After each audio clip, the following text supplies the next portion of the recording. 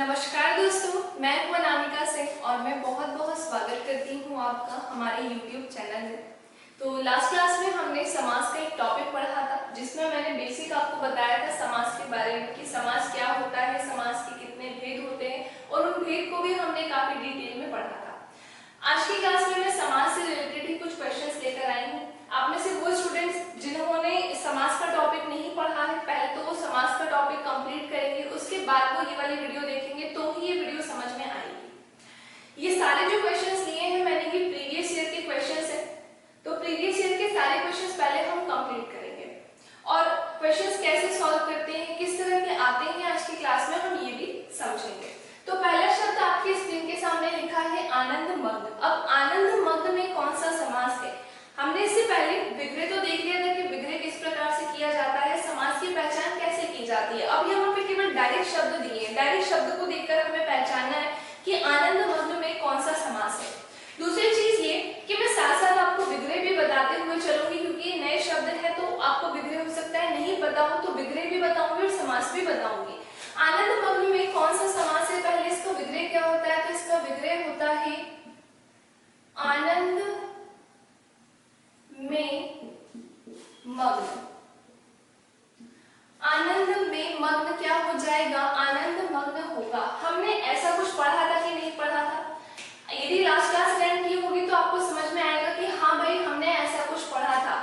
कैसे पढ़ा था? तो याद करिए, मैंने आपसे बताया था यदि किसी समास में शब्द का विग्रह करने पर, यदि किसी शब्द का विग्रह करने पर वहां पर विभक्ति चिन्ह आए और यदि विभक्ति चिन्ह का लोप हो जाए या वह लुप्त हो जाए या गायब हो जाए तो वहां पर कौन सा समास होगा?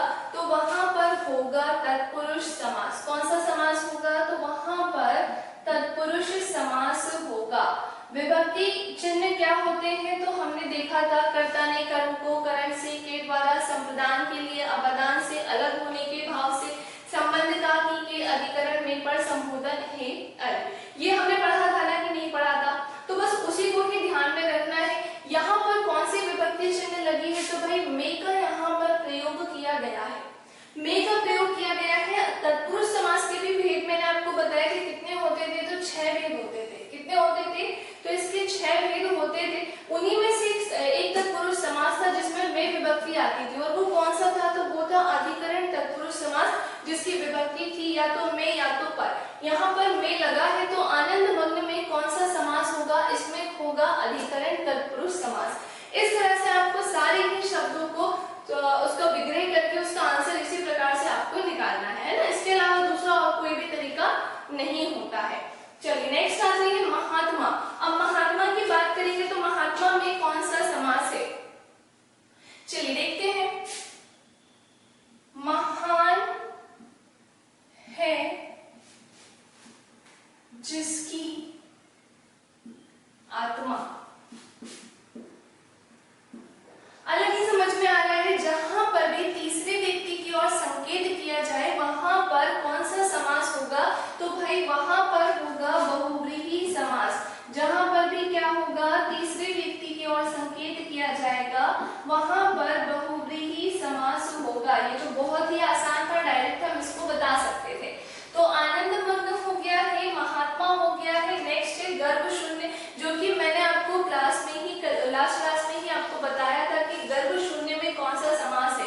कुछ मैंने रिपीट वाले क्वेश्चन भी डाले हैं, इसमें 2-4 क्वेश्चन आपको ऐसे मिल जाएंगे। तो गर्भ शून्य में कौन सा समास होगा भाई? तो पहले तो इसका विग्रह देखेंगे। इसका विग्रह होता है गर्भ से शून्य। हमने देखा था जहां पर भी से विभक्ति आती है तो वहां पर पहली चीज तो यहाँ विभक्ति चिन्ह लगा है। किसका प्रयोग किया गया है? यहाँ विभक्ति चिन्ह का प्रयोग किया गया है। यानी ये तो श्योर है हम कि कौन सा समास होगा? तत्पुरुष तो होगा ही होगा। लेकिन यदि तत्पुरुष में भी हम देखेंगे कि कौन सा समास होना चाहिए तो ये जो से विभक्ति है 2 जगह आती है। एक तो करण में आती है और एक अवदान तत्पुरुष समास में आती है। 2 जगह पर आती है ना। फिर मैंने आपको बताया था जहां पर भी अलगाव का भाव हो या पृथकता का भाव हो वहां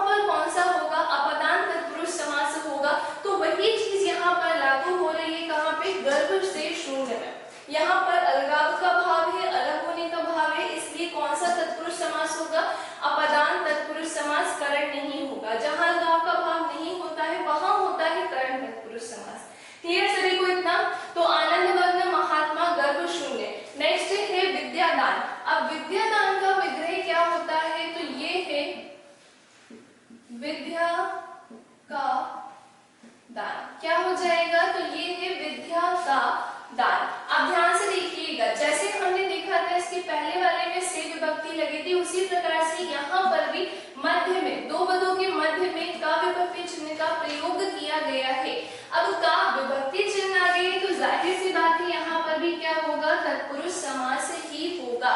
अब तत्पुरुष समास का कौन सा भेद है, किस भेद के अंतर्गत आता है विद्या का दान, तो ध्यान आपको याद होगा का की के किसमें आता था, संबंध में। तो विद्या दान में कौन सा समास है, तो भाई इसमें है संबंध तत्पुरुष समास। कौन सा समास होगा, तो यहाँ है संबंध तत्पुरुष समास। क्लियर सभी को इतना। चलिए नेक्स्ट आते हैं। नेक्स्ट शब्द है हमारा विषधर। विषधर का विग्रह क्या होता है, विष को धारण करने वाला है जो। विष को कौन धारण करता है, तो वो सांप करता है यानी सर्प करता है। तीसरे व्यक्ति के बारे में बात चल रही है, अलग ही समझ में आ रही है, किसी तीसरे व्यक्ति की ओर संकेत किया जा रहा है, इसलिए इसमें कौन सा समास होगा, तो यहाँ पर होगा बहुव्रीहि समास। कौन सा समास होगा, तो यहाँ पर है बहुव्रीहि समास। ये तो बहुत ही आसान था, पढ़ के ही समझ में आ रहा था कि कौन सा समास होना चाहिए। दिक्कत इस प्रकार के शब्दों में आएंगी आपको, जहां पर आपको विभक्ति चिन्ह पहचानना है या ऐसा कोई शब्द जो कि 2-3 समास में आता हो, बस वहीं पर दिक्कत जाती है, बाकी ये वाले क्वेश्चन तो बन जाएंगे। नीलकमल अगला शब्द है हमारा, क्या, नीलकमल। अच्छा, नीलकमल का विग्रह क्या होता है, चलो देखते हैं। इसका विग्रह होता है नीला है जो कमल। नीलकमल का विग्रह क्या होता है, नीला है जो कमल। अब मैंने आपको ट्रिक भी बताई थी, पहले तो पूरा बेसिक से पढ़ा था हमने, यहाँ पे जो समास लग रहा है उसका पहले बेसिक से पढ़ा था हमने, उसके बाद में आपको ट्रिक बताई थी कि कैसे हम उस ट्रिक की सहायता से समास को पहचानेंगे। तो याद होगा आपको कर्मधारय समास। कर्मधारय समास एक ऐसा समास होता है जिसका उत्तर प्रधान होता है और यहाँ पर विशेषण विशेष या उपमेय उपमान के मध्य संबंध होता है। तो विशेषण विशेष क्या होते हैं, जहां पर जो शब्द विशेषता बताता है उसे विशेषण कहते हैं और जिस शब्द की विशेषता बताई जाती है उसे विशेष कहते हैं। उपमेय उपमान क्या होता है, तो जिसकी तुलना की जाए उपमेय कहलाता है और जिससे तुलना की जाए वो उपमान कहलाता है। अब अगर हम उसकी सहायता से पढ़ेंगे तो मैंने आपको पहले भी बताया था कि कहीं ना कहीं कंफ्यूजन हो गया, टाइम ज्यादा जाएगा हमारा, तो डायरेक्ट भी पहचान देखी थी हमने। 3 चीजें मैंने आपको बताई थी, या तो हे जो आएगा मध्य में, या तो हे समान आएगा, या तो रूपी आएगा। बस उसी को ध्यान में रखिएगा और मध्य का ही ध्यान रखिएगा। यदि आप इसे पीछे लेकर चले जाएंगे तो फिर ये थोड़ी गड़बड़ हो जाएगी। ये 2 पदों के मध्य में ही आना चाहिए, बीच में ही आना चाहिए। तो यदि यहाँ पर हे जो आया है तो फिर हम क्या बताएंगे कि यहाँ पर कौन सा समास है, तो फिर यहाँ पर होगा कर्मधारय समास। कौन सा समास होगा, कर्मधारय समास होगा। चलिए अगले शब्द की तरफ आते हैं, अन्न जल। अब बात चल रही है किसकी, अन्न जल की।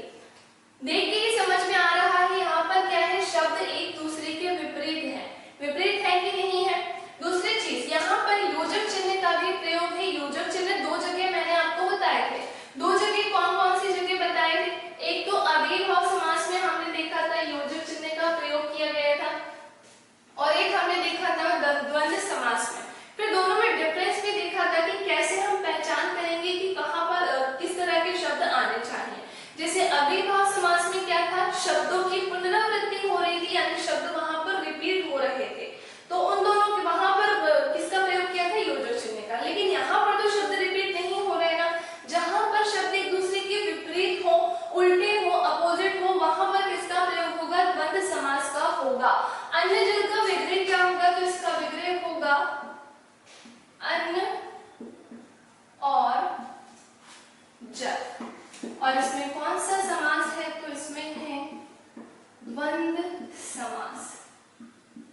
चलिए अगले शब्द की तरफ आते हैं, चूहा बिल्ली। जैसे हमने अन्य जन्म में समास ढूंढा है उसी प्रकार से चूहा बिल्ली में भी समास हम ढूंढेंगे। चूहा बिल्ली की बात करें तो इन दोनों के मध्य में भी योजक चिन्ह का प्रयोग किया गया है और इन दोनों के बीच में योजक चिन्ह तो है ही, साथ ही साथ शब्दों की पुनरावृत्ति नहीं हो रही है, यानी यहाँ पे रिपीटेशन भी नहीं हो रहा है।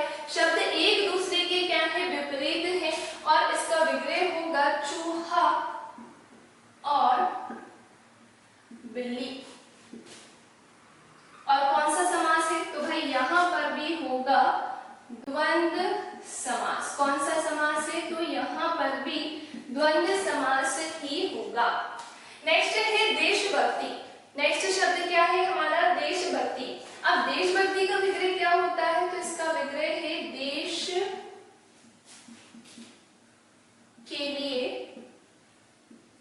भक्ति। ध्यान से देखिएगा, यदि हम इसका विग्रह कर रहे हैं देश के लिए भक्ति, तो मध्य में फिर से कारक चिन्ह आया है। और कौन सा कारक चिन्ह आया है? तो भाई के लिए आया है। यदि कारक चिन्ह याद होंगे तो ही आप इस तरह से पहचान कर सकेंगे। के लिए का यहाँ पर प्रयोग किया गया है, तो आप बता सकते हैं यहाँ पर कौन सा समास होगा? भाई तत्पुरुष तो होगा ही होगा, ये तो निश्चित है कि तत्पुरुष तो होगा ही होगा। लेकिन इसी के साथ साथ अब तत्पुरुष समास का कौन सा भेद होना चाहिए? तो याद होगा आपको संप्रदान। संप्रदान तत्पुरुष समास मैंने आपको पढ़ाया था, जिसमें के लिए विभक्ति आई थी। तो देशभक्ति में कौन सा समास हो जाएगा? संप्रदान तत्पुरुष समास। ठीक है, चलिए लास्ट आते हैं मालगाड़ी। मालगाड़ी में बहुत आसान है, मालगाड़ी का विग्रह करेंगे तो इसका विग्रह हो जाएगा माल के लिए गाड़ी। तो यदि देशभक्ति आपसे बन गया है तो मालगाड़ी भी आपसे बन ही जाएगा। यहाँ पर भी के लिए विभक्ति का ही प्रयोग किया गया है। और कौन सा समास है? तो यहाँ पर भी तत्पुरुष समास ही है। तत्पुरुष समास में कौन सा है? तत्पुरुष समास के किस भेद का है ये? तो भाई ये भी संप्रदान तत्पुरुष समास का ही उदाहरण है। क्लियर सभी को? इतना यहाँ तक समझ में आ गया? ऐसा कोई शब्द जो बोर्ड पर लिखा है, यदि नहीं समझ में आए तो कमेंट सेक्शन में कमेंट करके भी आप पूछ सकते हैं। चलिए आगे आते हैं हम अगले शब्दों की तरफ। अब सबसे पहले हमने यहाँ पर लिखा है हस्तलिखित। हस्तलिखित में कौन सा समास है? तो चलो, जैसे कि इतनी देर से हम सॉल्व कर रहे थे उसी प्रकार से हम ये भी सॉल्व करेंगे कि हस्तलिखित में कौन सा समास। सबसे पहले हम क्या करेंगे? इसका विग्रह। हस्त के द्वारा लिखित। हमने इसका विग्रह क्या किया है? हस्त के द्वारा लिखित। हस्त के द्वारा लिखित यहाँ पर विग्रह किया गया है। तो विभक्ति चिन्ह भी आप समझ गए होंगे कि किस विभक्ति चिन्ह का प्रयोग है। तो भाई के लिए विभक्ति चिन्ह, के द्वारा विभक्ति चिन्ह यहाँ पर लगा है। और यदि के द्वारा लगा है तो फिर कौन सा समास होगा? तो तत्पुरुष समास होगा। कौन सा समास है? तो यहाँ पर है तत्पुरुष समास। अब तत्पुरुष समास में भी कौन सा समास है? के द्वारा कहाँ आता था? तो वो आता था करण में। हमने देखा था ना, कर्ता ने कर्म को करण से के द्वारा दो विभक्ति चिन्ह आते थे। तो या तो से मिलना चाहिए या के द्वारा मिलना चाहिए।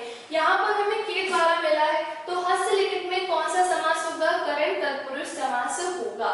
नेक्स्ट आते हैं काली मिर्च। आपको इस तरह के शब्द भी देखने को मिलेंगे, जैसे काली मिर्च हो गया, लाल मिर्च हो गया, है ना। तो अब इसमें भी समास होता है और इसमें कौन सा समास होगा? तो सबसे पहले इसका विग्रह करते हैं। काली मिर्च का विग्रह होता है काली है जो मिर्च। क्या होगा इसका विग्रह? काली है जो मिर्च। अब है जो बीच में आ गया है, तो वह समास जहां पर उत्तर पद प्रधान तो हो ही, लेकिन साथ साथ विशेषण विशेष्य या उपमेय उपमान के भी मध्य में संबंध हो, वहां पर कर्मधारय समास होता है। और डायरेक्ट पहचान तो पता ही है आपको, है ना। यहाँ पर क्या आ गया? मध्य में है जो आ गया है। और यदि है जो आ गया है तो हम आंसर बता देंगे कि यहाँ पर कौन सा समास होगा? तो कर्मधारय समास है। काली मिर्च में कौन सा समास है? तो इसमें है कर्मधारय समास। नेक्स्ट है बुद्धिहीन। शब्द क्या है? बुद्धिहीन। तो बुद्धिहीन का विग्रह क्या होता है? बुद्धि से हीन। व्यक्ति क्या है? बुद्धि से हीन है ना। यानी यहाँ पर क्या हो जाएगा? अलग होने का भाव होगा। हमने देखा था जलहीन, गुणहीन, ये सब किस में आता था? सबसे पहली चीज तो से यहाँ पर लगा है, तो से विभक्ति लगी है, इसका मतलब आपको तत्पुरुष समास तो पता चल गया होगा कि इसमें तत्पुरुष समास है। लेकिन उसमें भी कौन सा भेद है? तो सबसे पहले हम देख लेते हैं इसमें कौन सा समास है। तो ये तो तत्पुरुष समास है ही, साथ साथ उसमें कौन सा भेद है तत्पुरुष समास का? तो जहां पर भी अलगाव या पृथकता का भाव हो वहां पर अपदान तत्पुरुष समास होता है। तो बुद्धिहीन में कौन सा समास होगा? अपदान तत्पुरुष समास। नेक्स्ट है गिरिधर। नेक्स्ट क्या है? गिरिधर। तो भाई गिरिधर की यदि बात करेंगे तो गिरिधर में कौन सा समास होना चाहिए? इसका विग्रह क्या होता है? तो इसका विग्रह होता है गिरि को धारण करने वाला। इसका विग्रह होगा गिरि। गिरि यानी क्या होता है? पर्वत। तो गिरि को धारण करने वाला है जो। और पर्वत को किसने धारण किया था? तो तीसरे व्यक्ति थे और वो कौन थे? तो वो थे श्री कृष्ण। और जहां पर भी तीसरे व्यक्ति की ओर संकेत किया जाए वहां पर होगा बहुव्रीहि समास।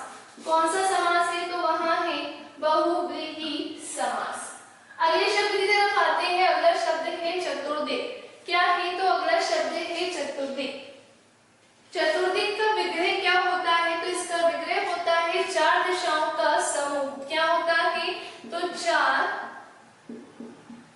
दिशाओं का समूह। ये क्या कहलाएगा? चतुर्दिक कहलाएगा। तो ऐसा समास जिसका पहला पद संख्यावाचक हो, पहला पद प्रधान हो और जहां विग्रह करने पर या तो समूह का या समाहार का बोध हो, वहां पर कौन सा समास होता है? तो वहां द्विगु समास होता है। पढ़ा था या नहीं पढ़ा था? हमने पढ़ा था ना। तो यहाँ पर कौन सा समास हो जाएगा? तो होगा द्विगु समास। क्यों होगा? तो ये दो पहचान होती है, संख्या के साथ साथ या तो समूह का या समाहार का बोध होगा। ठीक है। अगला शब्द है देशार्पण। देशार्पण का विग्रह क्या होगा? देश के लिए अर्पण। क्या होगा इसका विग्रह? देश के लिए अर्पण। और यहाँ पर कौन सी विभक्ति चिन्ह आएगी? ध्यान से देखिएगा। मध्य में के लिए विभक्ति चिन्ह का प्रयोग किया गया है। तो जब के लिए का प्रयोग किया गया है तो इसमें कौन सा समास होगा? तत्पुरुष समास होगा। तत्पुरुष समास का भी कौन सा ग्रेड है? तो अब तो आपको याद हो गई होंगी विभक्ति चिन्ह और अब आप समझ गए होंगे कि कैसे पहचान करनी है। के लिए है तो आप आंसर बता सकते हैं कि यहाँ पर संप्रदान तत्पुरुष समास है। अगला शब्द है सत्याग्रह। अगला शब्द क्या है? सत्याग्रह। अब सत्याग्रह का विग्रह क्या होना चाहिए? तो इसका विग्रह होता है सत्य के लिए आग्रह। क्या होता है? तो इसका विग्रह भी इसी से संबंधित है और वह है सत्य के लिए आग्रह, सत्याग्रह। और सेम जैसे हमने देशार्पण में देखा था के लिए विभक्ति चिन्ह थी, यहाँ पर भी के लिए है तो इसमें भी संप्रदान तत्पुरुष समास ही उत्तर होगा। क्या होगा? तो इसमें भी संप्रदान तत्पुरुष समास क्या हो जाएगा? ये इसकी पहचान होगी। अगला आते हैं। अगला शब्द है हमारा त्रिभुवन। नेक्स्ट क्या है हमारे पास शब्द? त्रिभुवन। त्रिभुवन का समास विग्रह क्या होता है? तो त्रिभुवन का समास विग्रह होता है तीन भुवनों का समूह। क्या होगा? तीन भुवनों का समूह। और यदि हम इसका विग्रह कर रहे हैं तीन भुवनों का समूह, तो यहाँ पर पहले शब्द में क्या आ जाएगी? संख्या। और संख्या के साथ मिल गया हमें विग्रह करने पर समूह, इसलिए इसमें कौन सा समास होगा? तो इसमें है द्विगु समास। कौन सा समास है? तो इसमें है द्विगु समास। क्लियर से देखो, इतना बन रहा है, सभी से समझ में आ रहा है। नेक्स्ट शब्द है लक्ष्य भ्रष्ट। क्या है? लक्ष्य भ्रष्ट। इसका विग्रह होता है लक्ष्य से भ्रष्ट। जैसे हमने देखा था पथ भ्रष्ट, लास्ट क्लास में मैंने शायद पढ़ाया हो या नहीं पढ़ाया तो अभी सुन लीजिए। पथ भ्रष्ट एक शब्द होता है, उसी से संबंधित है लक्ष्य भ्रष्ट। जैसे पथ भ्रष्ट मतलब होता है मार्ग से विचलित, है ना? उसी प्रकार से लक्ष्य से विचलित क्या हो जाएगा? लक्ष्य से भ्रष्ट हो जाएगा। तो इसमें कौन सा समास होगा? यहाँ पर भी से विभक्ति लगी है और अलग होने का भाव है। यदि मार्ग से विचलित हो जाए या लक्ष्य से विचलित, यानी मार्ग हम भटक गए हैं, लक्ष्य हम भटक गए हैं, है ना? तो यहाँ पर कौन सा समास होगा? तत्पुरुष समास तो होगा। और उसमें भी समास का कौन सा भेद है? तो अपदान तत्पुरुष समास है। कौन सा हो जाएगा? अपदान तत्पुरुष समास होगा। अगला शब्द है हमारा घुड़दौड़। नेक्स्ट क्या है शब्द हमारा? घुड़दौड़। घुड़दौड़ की बात करेंगे तो इसका विग्रह क्या होता है? घोड़े की दौड़। इसका विग्रह होता है घोड़े की दौड़। और इसमें कौन सा समास है? तो यहाँ पर भी सेम तत्पुरुष समास होगा। और तत्पुरुष समास का भी भेद कौन सा है? तो उसमें है संबंध तत्पुरुष समास। अंतिम शब्द है हमारा आमरण। आमरण का यदि विग्रह करेंगे तो ये होगा मरण पर्यंत। और ऐसा शब्द जहां पर भी आपको बड़ा आ उपसर्ग मिले वहां पर होता है अव्ययी भाव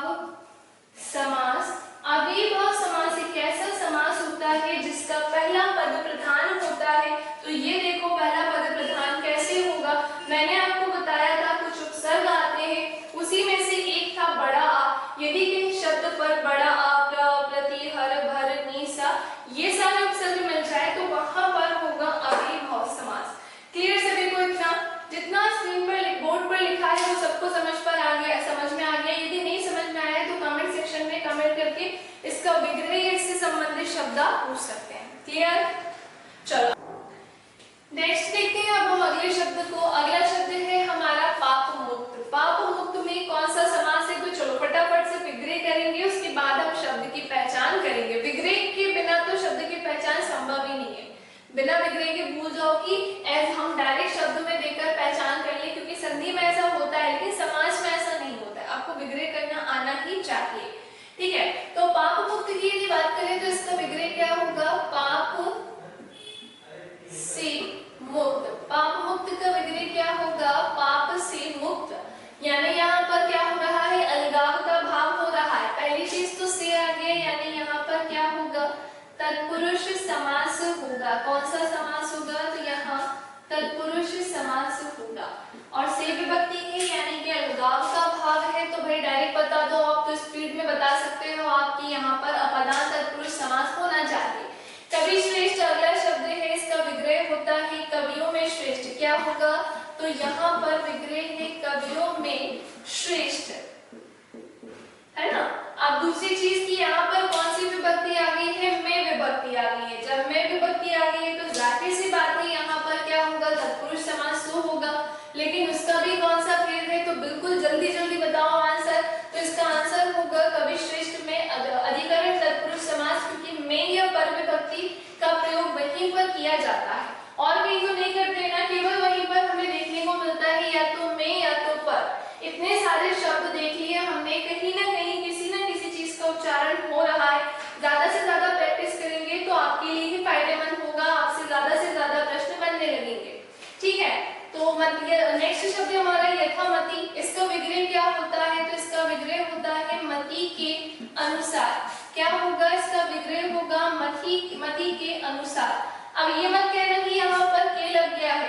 के लगने के पहले शब्द को भी बहुत ध्यान से देखो, है ना। शब्द को ध्यान से देखोगे तो आपको याद आ जाएगा कि ऐसा शब्द जिसका पहला पद प्रधान हो।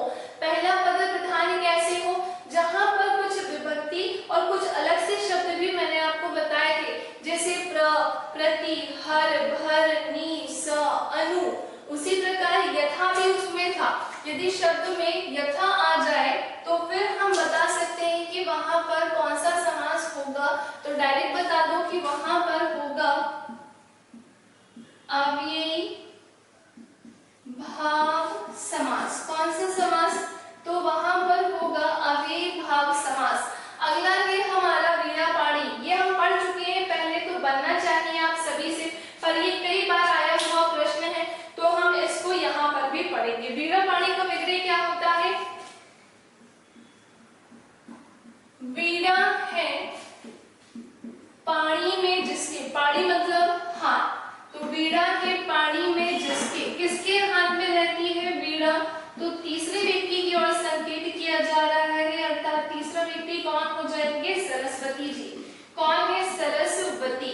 और तीसरे व्यक्ति की बात चल रही है, यानी समास कौन सा होगा, तो मैं ये नीचे लिख रही हूँ, तो इसमें समास है बहुव्रीहि समास। क्लियर सभी को। अगला शब्द देखते हैं रसोई घर। बहुत ही आसान शब्द है रसोई घर। रसोई घर का विग्रह क्या होना चाहिए, तो इसका विग्रह होता है रसोई के लिए घर। किसके लिए घर, तो इसका विग्रह होता है रसोई के लिए घर। अब बहुत ही इजी है भाई, जल्दी जल्दी आंसर देना है आपको। तो इसमें के लिए विभक्ति चिन्ह का प्रयोग किया गया है, तो जाहिर सी बात है यहाँ पर होगा तत्पुरुष समास। तत्पुरुष समास में भी कौन सा समास है, तो तत्पुरुष समास में भी समास है संप्रदान तत्पुरुष समास। नेक्स्ट है युद्ध भूमि। जैसे रसोई घर है उसी प्रकार से युद्ध भूमि भी है, तो युद्ध भूमि का विग्रह होता है युद्ध के लिए भूमि। क्या होगा, तो इसका विग्रह होगा युद्ध के लिए भूमि, यानी यहाँ पर भी तत्पुरुष समास है, संप्रदान तत्पुरुष समास है, क्योंकि इसमें भी दो पदों के मध्य में कौन सा चिन्ह आया है, के लिए विभक्ति चिन्ह आया है ना। आप तो बन रहे हैं सबसे। नेक्स्ट है कमल नयन। कमल नयन का विग्रह होता है कमल की समान नयन। अभी तक हमने जो उदाहरण देखे थे वहां क्या देखा था हमने कि मध्य में हेजो आ रहा था, तो हम बता रहे थे वहां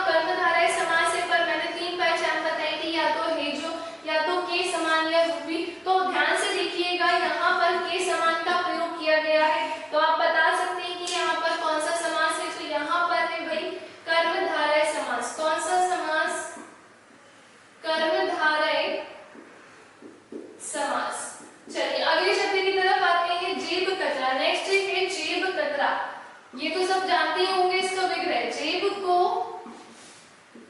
कतरने वाला। नेक्स्ट शब्द क्या है, जेब कतरा, जिसका विग्रह क्या होगा, जेब को कतरने वाला।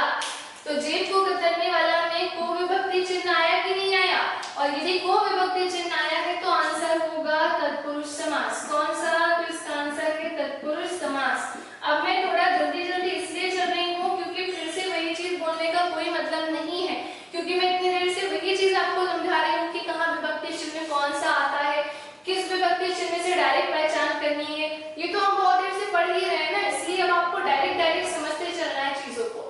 नेक्स्ट है नमक मिर्च, अलग ही दिख रहा है। यहाँ पर क्या आ गया है, योजक चिन्ह का प्रयोग हो गया है, जो कि दो जगह पर होता था, है ना। दो जगह कहाँ पर होता था, अव्ययी भाव समास में होता था और द्वंद्व समास में होता था। और यहाँ पर शब्द एक दूसरे के क्या है, विपरीत है। तो विपरीत है तो हो जाएगा कौन सा समास, द्वंद्व समास। नमक मिर्च का विग्रह नमक और मिर्च, है ना, तो यहाँ पर होगा द्वंद्व समास। नेक्स्ट है कर्म विमुख। नेक्स्ट क्या है, कर्म विमुख, इसका विग्रह होता है कर्म से विमुख। व्यक्ति क्या हो गया, कर्म से विमुख हो गया, यानी कि अलगाव का भाव हो गया। तो यहाँ पर क्या होगा, अपदान तत्पुरुष समास। कौन सा समास है, तो ये है अपदान तत्पुरुष समास। उसके बाद सबसे लास्ट में एक शब्द लिखा है माखन चोर। क्या लिखा है, माखन चोर। अब माखन चोर की यदि बात करेंगे तो इसका विग्रह यदि पूछा जाएगा तो विग्रह कुछ इस प्रकार से होता है, माखन को चुराने वाला। आपको याद होगा मैंने लास्ट जब आपको समास की क्लास ली थी तो उसमें लास्ट में आपको बहुव्रीहि समास के बाद कुछ डिफरेंस बताए थे, कुछ अंतर बताए थे कि कैसे हम किसी एक शब्द में तीन समास ढूंढ सकते हैं। बताया था कि नहीं, वो चीज यहाँ पर लागू होगी, क्योंकि माखन चोर शब्द की यदि बात करेंगे तो सबको लगेगा कि माखन चोर कौन थे, भाई श्री कृष्ण भगवान थे। तो तीसरे व्यक्ति की ओर ही संकेत होना चाहिए, तो आंसर बहुव्रीहि समास होगा। बिल्कुल सही कहा है, आंसर बहुव्रीहि समास होता है। लेकिन यदि विग्रह इस प्रकार से दिया है तो फिर आंसर क्या होगा, तो फिर आंसर होगा तत्पुरुष समास। क्यों होगा, क्योंकि यहाँ पर को विभक्ति चिन्ह का प्रयोग किया गया है और ये आए हुए सारे उदाहरण हैं। वहां एग्जाम में इस प्रकार से पूछा गया था, इसलिए मैंने आपको ये विग्रह करके बता दिया। और यदि ये बहुव्रीहि समास में जाएगा तो विग्रह कुछ इस प्रकार से होगा, माखन को चुराने वाला है जो अर्थात श्री कृष्ण। क्लियर इतनी कहानी समझ में आ गया सभी को। तो इस वाले आपके सामने जो क्वेश्चंस देखे हैं ये भी कंप्लीट हो गए हैं। लास्ट पेज पे अब हम और थोड़े से क्वेश्चंस देखेंगे, उसके बाद ये क्लास आपकी कंप्लीट हो जाएगी। आगे के शब्दों को देखते हैं हम। अगला शब्द है हमारा रातों रात। अब रातों रात में कौन सा समास है, तो इसका पहले विग्रह करेंगे हम, रात ही रात में। और हमने देखा था जहां पर भी शब्दों की क्या हो, पुनरावृत्ति हो, यानी कि शब्द क्या हो रहे हो, रिपीट हो रहे हो, तो वहां पर समास कौन सा होता है, तो वहां होगा अव्ययी भाव समास। कौन सा समास होगा, तो वहां है अव्ययी भाव समास। अगले शब्द की तरफ बढ़ते हैं, थोड़ा बहुत। थोड़ा बहुत शब्द के मध्य में योजक चिन्ह है, जैसे रातों रात के मध्य में योजक चिन्ह था। दोनों में अंतर तो समझ ही गए होंगे अब तक। यहाँ पर रिपीट हो रहा था शब्द, यहाँ पर ऐसा कुछ भी नहीं हो रहा है। शब्द क्या है, एक दूसरे के विपरीत है। थोड़ा बहुत का विग्रह क्या होगा, तो इसका विग्रह होता है थोड़ा और बहुत। और इसमें कौन सा समास है, तो इसमें है द्वंद्व समास। इसमें समास हो जाएगा द्वंद्व समास। ये मत सोचिएगा कि इस तरह के क्वेश्चंस आते हैं क्या, भाई बिल्कुल आते हैं। सारे प्रीवियस ईयर के ही लेकर चल रही हूँ मैं। अब वो चाहे जेल प्रहरी का एग्जाम हो या पटवारी का एग्जाम हो या एसआई का एग्जाम हो, सबके मिक्स क्वेश्चन ही हम पढ़ रहे हैं, है ना।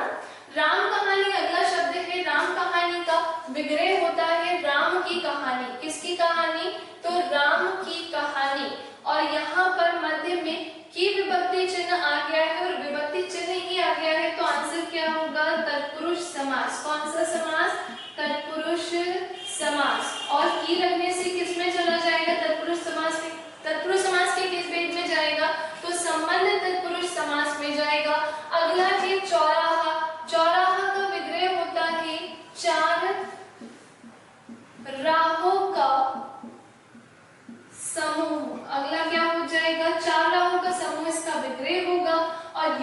यदि कहीं पर शब्द का विग्रह करने पर पहले पद में संख्या और आपको समूह मिल जाए तो वहां पर होता है द्विगु समास। कौन सा समास?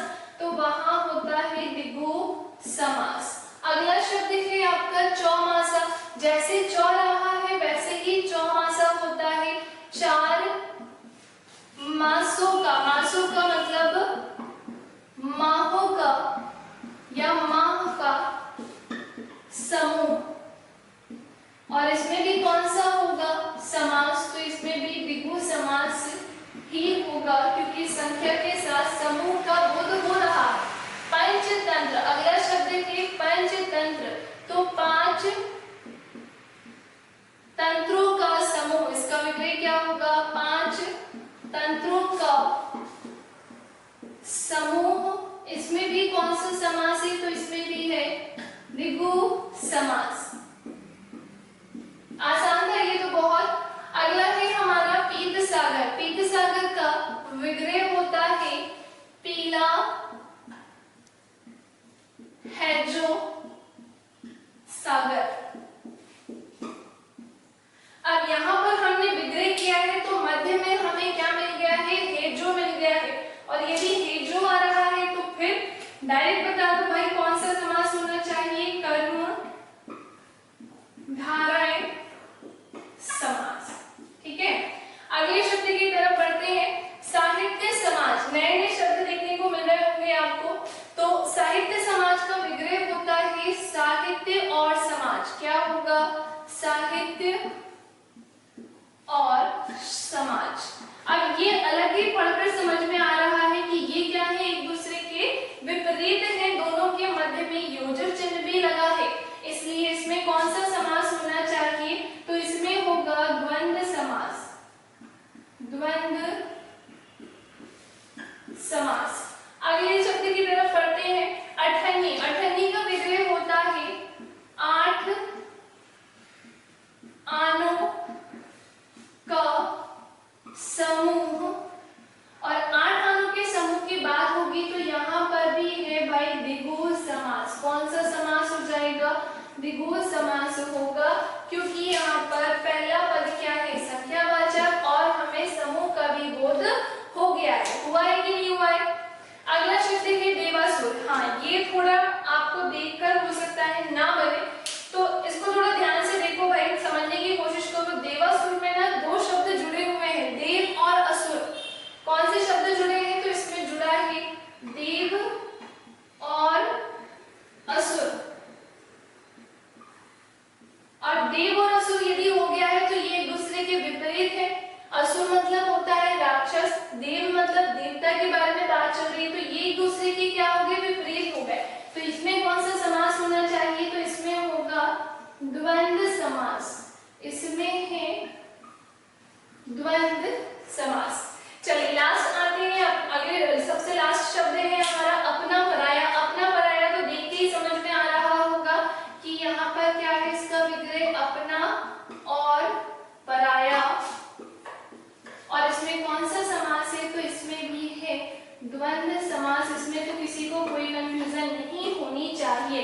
लेकिन यदि फिर भी कंफ्यूजन होती है किसी शब्द में तो कमेंट सेक्शन में कमेंट करके जरूर बताइएगा। ये स्पेशल क्लास आपके लिए प्रोवाइड कराई गई है। इसके पहले हमने समास पूरा पढ़ा था और आज की क्लास में इससे रिलेटेड पूरे प्रीवियस ईयर पेपर, पूरे तो नहीं लेकिन हाँ जितने संभव हो सके उतने तो मैंने कराने की कोशिश की है।